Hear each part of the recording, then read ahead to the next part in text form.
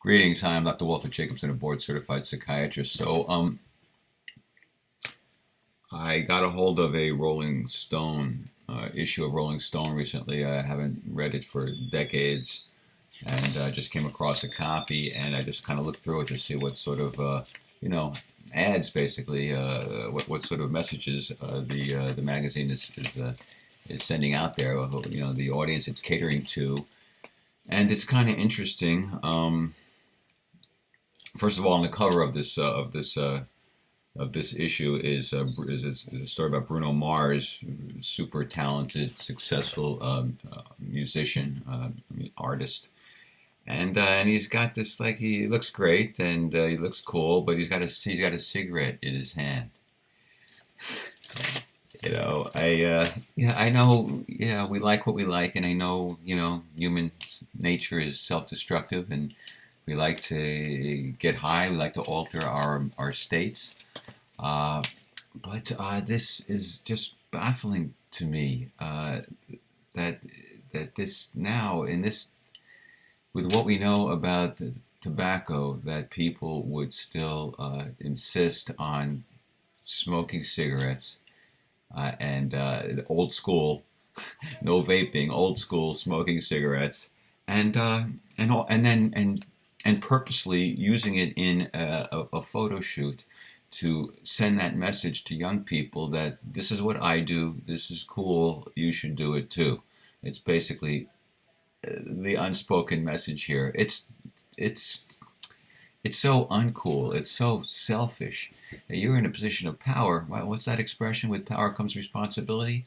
You're in a position of power. People look up to you. Pay attention. Try to be a really good role model.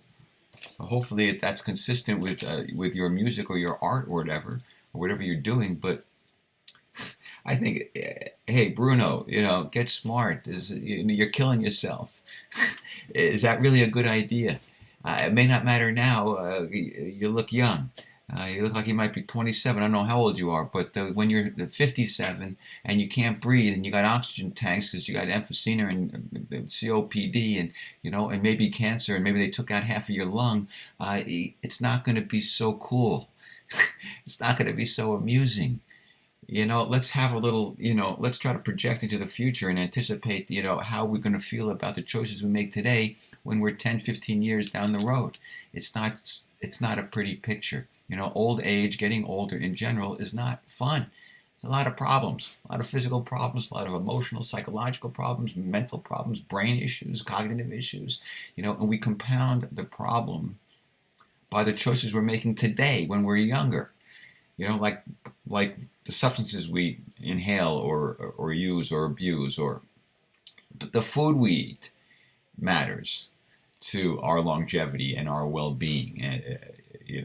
So yeah, it's odd to me that people still smoke cigarettes, old school, really bad idea. It's like, you're really just saying, on some level, I hate myself, I want to kill myself. Not a good plan.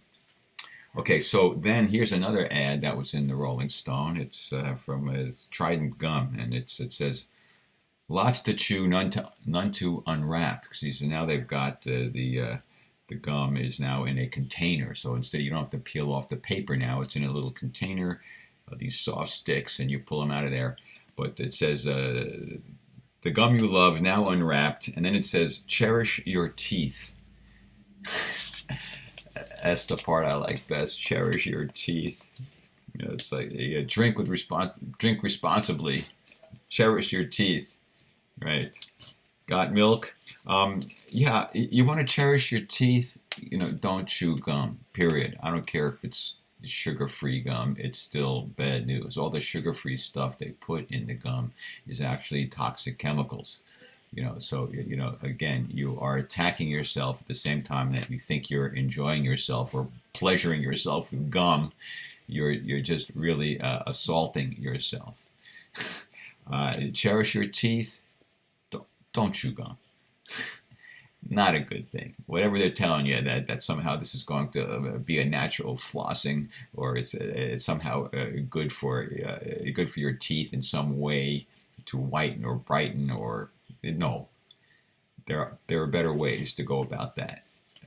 Anyway, so it's I'm talking about this because it fascinates me, the psychology behind advertisements, what they will do, how they will distort in order to convince people to buy their products.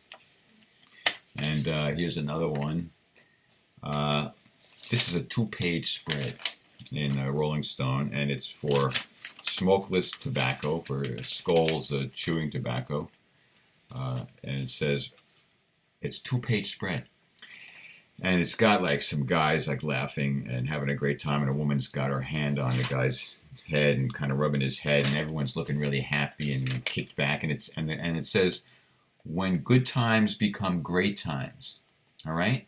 It said, obviously you use this product, and good times become great times. Right? On the bottom of both pages, you see those big. Well, if you're listening, you're not going to see it, but there's these big black boxes that say, "Warning: this product can cause mouth cancer." So they want to make sure that you're getting the message that the smokeless tobacco can cause mouth cancer. So I think it's a beautiful thing that the ad says, when good times become great times, you use this product, good times become great times, you're laughing, the woman's stroking your neck, all your buddies are with you, good times become great times because you've got the chewing tobacco. However, good times do not become great times when you end up getting mouth cancer. Good times become bad times. Good times become dead times. This is beautiful because in a sense, it has the potential to create a cognitive dissonance. You're thinking, oh yeah, chewing tobacco, this is great fun, and look at everyone's happy. Oh, but wait a second, I can kill myself also? That's not so good. But wait a second, girl stroking my neck, getting cancer maybe somewhere down the road, 20 years from now. I'll take the girl stroking my neck. Yeah. Guess again. Anyway, can't we find ways to be happy and amuse ourselves and amuse our senses without attacking ourselves? I think that would be a good plan. Then we have, well, they have an article here which is just amazing to me, and it's like there's a new wave of virtual reality sex that is on its way. It's alive and well, and it's going to become more and more. And it's like virtual sex stuff. It's called teledildonics. Can you believe this? Teledildonics.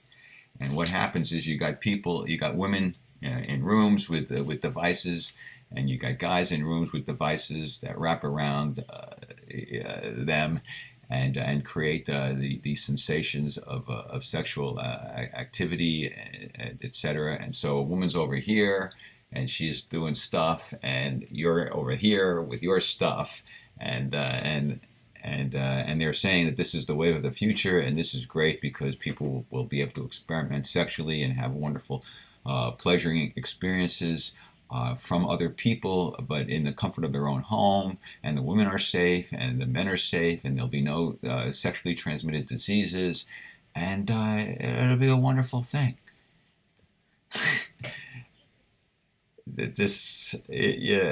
I'm not a prude, but we're going down a bad road here. We're going down a bad road, but there's nothing that can be done about it.